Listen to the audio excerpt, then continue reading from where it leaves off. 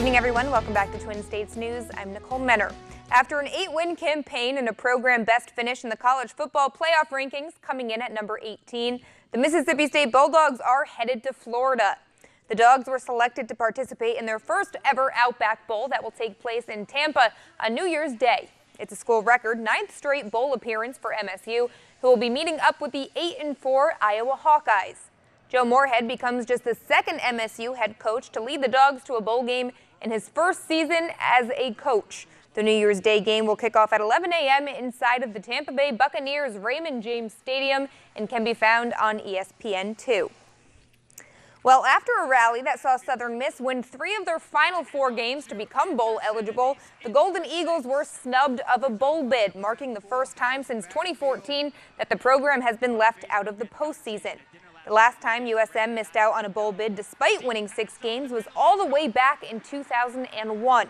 The team had made consecutive bowl appearances in Coach Jay Hobson's first 2 seasons. They were one of 4 bowl-eligible teams to not receive an invitation, including Louisiana Monroe, Miami, Ohio, and Wyoming.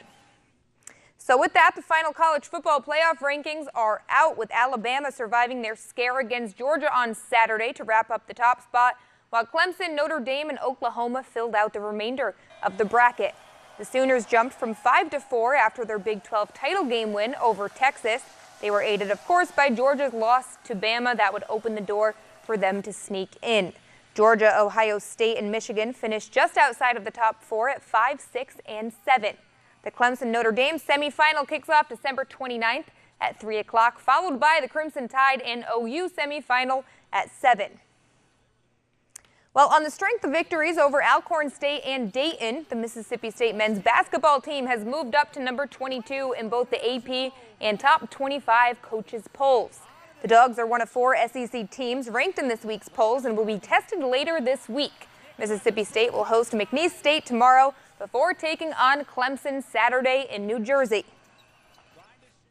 And the Mississippi State women's hoops team would flex their muscles Sunday in a top 10 matchup going up against Texas. The Dogs would dominate from the jump, racing out to a 20-point lead early in the second half, and what was the first of many statement victories expected to go down this season. Jasmine Holmes would lead the way with 17 points, while Chloe Bibby did all of the heavy lifting from the outside, connecting on a pair of threes to finish with 14 points while playing every minute of the contest. The win would mark MSU's 44th straight out-of-conference win. The 8-0 Lady Dogs will have a tough Marquette team coming to town Thursday at 7 o'clock on SEC Network Plus. And it was an ugly Sunday for the Ole Miss women's team, who were embarrassed at home against Jacksonville State by double digits. The Rebels would start out strong but lost the final 3 quarters to the Gamecocks to drop to 3-6 out of the gates. Crystal Allen would score 19 to lead the Rebels, but there wasn't any more positives to point out from Sunday from a very apologetic Coach Yo afterwards.